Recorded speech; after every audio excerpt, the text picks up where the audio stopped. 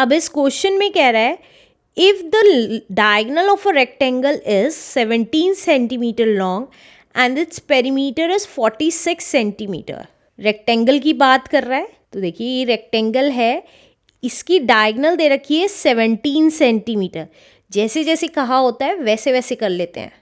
ये डायगोनल दिया हुआ है 17 सेंटीमीटर का और इस रेक्टेंगल का पेरीमीटर दे रखा है 46 सेंटीमीटर। अब आगे क्या कह रहा है, the area of a rectangle is, तो हमें इस रेक्टेंगल का एरिया निकालना है। तो कैसे निकालेंगे, देखिए हमें पेरीमीटर दे रखा है इस रेक्टेंगल का, तो पेरीमीटर का फॉर्मूला होता है ट्वाइस लेंथ प्लस ब्रेथ, क्योंकि रेक्टेंगल है इसलिए। अब पेरीमीटर दिया हुआ है 46 सेंटीमीटर का equals to twice length plus breadth. तो लेंथ प्लस ब्रेथ की वैल्यू कितनी आ जाएगी, 46 अपनी जगह रहा, 2 डिवाइड में आ गया, तो 2 1 ज़ा 2, 2 2 ज़ा 4, 2 3 ज़ा 6। तो हमें पता चल गया लेंथ प्लस ब्रेथ की वैल्यू कितनी आ गई, 23 सेंटीमीटर आ गई। अब हमें डायगोनल दी हुई है, डायगोनल हमारी क्या होती है, लॉन्गेस्ट साइड होती है, और रेक्टेंगल में जब डायगोनल दी हुई होती है और दो साइड्स पता होती हैं तो हम कौन सा फॉर्मूला लगाते हैं, पाइथागोरस। क्योंकि यहाँ साइड्स दोनों का सम पता चल गया है तो हम कौन सा फॉर्मूला लगा देंगे, पाइथागोरस थ्योरम लगा देंगे। तो using Pythagoras theorem, Pythagoras theorem कहती है हाइपोटेन्यूज स्क्वायर। समझने के लिए नेमिंग कर रही हूँ, A B C and D. तो इसका मतलब है ए सी का square equals to A B का स्क्वायर प्लस बी सी का स्क्वायर। इस पूरे रेक्टेंगल में से किसी भी एक ट्राइंगल की डायमेंशन पे आप पाइथागोरस थ्योरम लगा सकते हैं, सेम ही आएगा, क्योंकि यहाँ जो लेंथ है, जो ये लेंथ है उतनी ही ये है, और जितनी ये बी सी आएगी उतनी ही हमारी ए डी आएगी, इसलिए। अब ए सी हमें 17 सेंटीमीटर दे रखा है, तो 17 का स्क्वायर। ए बी हमें कुछ नहीं दे रखा, तो इसको एल मान लेते हैं और इसको बी मान लेते हैं, राइट। तो एल का स्क्वायर प्लस बी का स्क्वायर, राइट। तो ये कितना आ गया, L square plus B square की वैल्यू कितनी आ गई, 17 का स्क्वायर। 17 का स्क्वायर होता है 289, मल्टीप्लाई करके देख सकते हैं आप, तो ये आ गया 289। अब देखिए ये हमारी कौन सी हो गई, फर्स्ट इक्वेशन हो गई, और ये हमारी सेकेंड इक्वेशन हो गई, राइट। अब मैं इस इक्वेशन को ले रही हूँ फर्स्ट इक्वेशन, क्यों, अगर मैं स्क्वायरिंग बोथ साइड कर दूंगी तो ये L square plus B square आ जाएगा, यही वाली वैल्यू, जिससे कि मैं L square plus B square की वैल्यू निकाल के इसमें पुट कर सकूँ। इसलिए मैं इस इक्वेशन को स्क्वायरिंग बोथ साइड कर दूंगी। तो ऑन टेकिंग इक्वेशन 1 हमें किसी भी तरीके से ये लाना है L square plus B square, और हमें ये दिख रहा है अगर मैं इसको स्क्वायरिंग बोथ साइड, क्योंकि एक साइड स्क्वायर नहीं किया जा सकता, जो चीज़ होती है दोनों साइड होती है, तो अगर मैं इसको स्क्वायरिंग बोथ साइड कर दूंगी तो ये L square plus B square आ जाएगा, इसलिए, राइट। स्क्वायरिंग बोथ साइड, तो ये कितना आ गया, देखिए एल प्लस बी का होल स्क्वायर इक्वल्स टू 23 का होल स्क्वायर।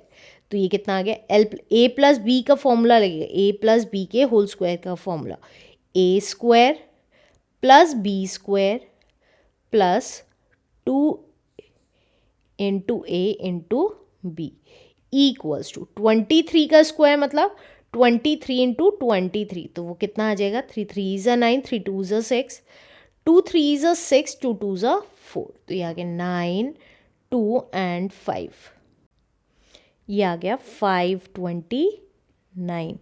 अब देखिए ये कितना आ गया, L square plus B square plus 2LB की वैल्यू हमारी कितनी आ गई, 529। अब L square plus B square यहाँ पे भी है सेकेंड इक्वेशन में, तो हम यहाँ L square plus B square की वैल्यू क्या रख देंगे, 289 लिख देंगे। तो 289 प्लस 2LB इक्वल्स टू 529। 9 और यहाँ ब्रैकेट में लिख देंगे यूजिंग इक्वेशन सेकेंड, दूसरी इक्वेशन यूज़ की है। तो अब 2LB की वैल्यू कितनी आ जाएगी, 529 अपनी जगह रहा और 289 उधर जाके माइनस का हो गया। तो 2LB की वैल्यू कितनी आ गई, 9 में से 9 गया 0, 12 में से 8 गया 4 एंड 4 में से 2 गया 2। तो LB की वैल्यू कितनी आ गई, 240 अपनी जगह रहा और 2 डिवाइड में आ गया। अब जो कैंसिल होता है उसको कैंसिल कर देंगे, 2 1 ज़ा 2, 2 1 ज़ा 2, 2 2 ज़ा 4 एंड 0। और LB की वैल्यू कितनी आ गई, 120। और क्योंकि यूनिट सेंटीमीटर थी तो सेंटीमीटर स्क्वायर लिख देंगे, क्योंकि यहाँ पे स्क्वायर करके ये वैल्यूज़ आई थी तो ये स्क्वायर यूनिट थी इसलिए स्क्वायर लिखा है, राइट। तो LB, L इंटू बी किसका फॉर्मूला होता है, लेंथ इंटू ब्रेथ। हमें पता है एरिया ऑफ रेक्टेंगल का फॉर्मूला होता है that is length into breadth, इसको हम LB भी कहते हैं, जो कितना आ गया 120 सेंटीमीटर स्क्वायर। तो हमारा करेक्ट आंसर कौन सा आ गया, that is C part is a correct answer. Let's do next question now. अब इस क्वेश्चन में कह रहा है if the ratio of the areas of 2 squares is 9:1, दो स्क्वायर्स का रेशो, एक ये है स्क्वायर और दूसरा ये है स्क्वायर, मतलब इन दोनों स्क्वायर्स के एरिया का रेशो 9:1 है। अगर इसका एरिया 9 है तो इसका 1 सेंटीमीटर स्क्वायर है मान लीजिए। Then the ratio of their perimeter is, तो अगर इनका एरिया 9:1 की रेशो में है तो इनका पेरीमीटर किस रेशो में आएगा ये बताना है। तो देखिए एरिया रेशो में दे रखा है तो लेट कर लेते हैं, let the area of big square है हमारा 9x और स्मॉल स्क्वायर का एरिया कितना हुआ, फिर एरिया ऑफ स्मॉल स्क्वायर हुआ 1x लिखें या x लिखें, बात एक ही है, राइट। अब एरिया से अगर हमें साइड पता चल जाए तभी हम पेरीमीटर निकाल सकते हैं। तो बिग स्क्वायर की बात कर रही हूँ, देखिए बिग स्क्वायर,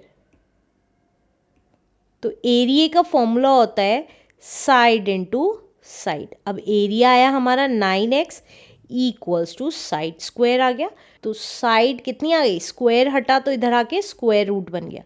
अब हमें पता है 9 को हम क्या लिख सकते हैं, 3 इंटू 3 लिख सकते हैं, तो 3 इंटू 3 इंटू एक्स, तो ये कितना आ गया, देखिए दो दो के पेयर बनाए और एक बार बाहर लिख दिया तो साइड आ गई हमारी 3√x आ गई, राइट, बिग स्क्वायर की। तो पेरीमीटर कितना आ जाएगा, पेरीमीटर का फॉर्मूला होता है 4 इंटू साइड, तो 4 साइड कितनी थी 3√x, तो ये कितना आ गया 4 3 ज़ा 12, कांस्टेंट की कांस्टेंट में मल्टीप्लाई इंटू √x, ये बिग स्क्वायर का पेरीमीटर आ गया। अब हम इसी तरीके से स्मॉल स्क्वायर का पेरीमीटर निकालेंगे।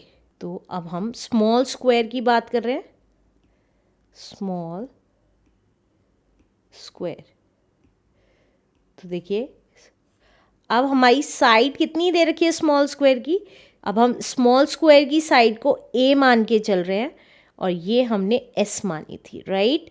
अब स्मॉल स्क्वायर की साइड को a मान लिया है तो हमारा एरिया का फॉर्मूला क्या होगा, a इंटू ए होगा और एरिया कितना था x equals to A square, तो a कितना आ जाएगा हमारा, स्क्वायर हटा तो दूसरी साइड स्क्वायर रूट बन जाता है, मैंने बताया था ये 2 पावर में से हटता है तो इधर स्क्वायर रूट आ जाता है, यही आ गया, राइट। अब हमारा साइड निकल गई है तो पेरीमीटर निकाल देंगे, पेरीमीटर का फॉर्मूला होता है 4 इंटू साइड, तो 4 इंटू साइड हमारी √x है तो ये कितना आ गया 4√x आ गया, राइट। अब रेशो निकालने इन दोनों के पेरीमीटर्स के, तो रेशो कैसे निकालेंगे, पेरीमीटर ऑफ, पहले बड़े की बात करिए यहाँ पे, देखिए रेशो पहले बड़े की थी तो पेरीमीटर भी बड़े स्क्वायर का ही आएगा, big square divided by perimeter of small square.